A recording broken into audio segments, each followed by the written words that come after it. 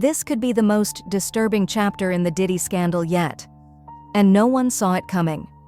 A new lawsuit has just been filed against Sean Diddy Combs, and the claims are graphic, emotional, and absolutely explosive. But here's the part that stopped us cold.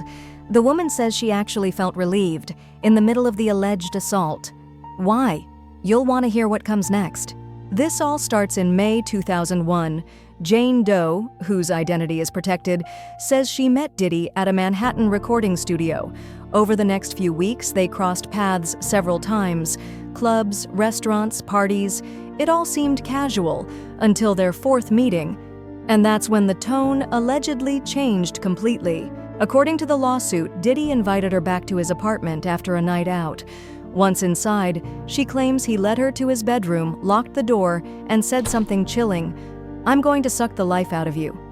The lawsuit goes on to describe a violent encounter, physical restraint, verbal intimidation.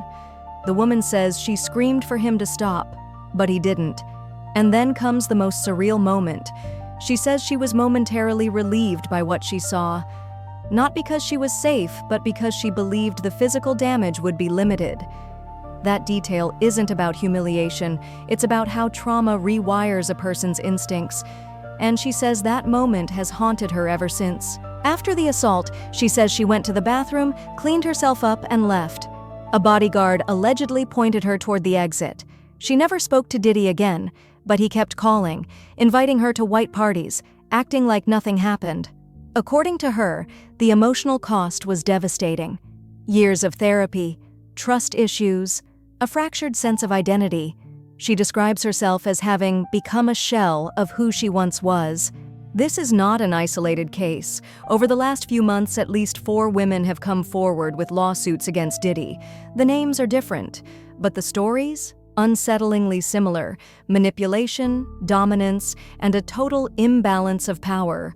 What's more, some of these lawsuits include digital evidence, sworn statements, and eyewitnesses. This isn't just a PR nightmare.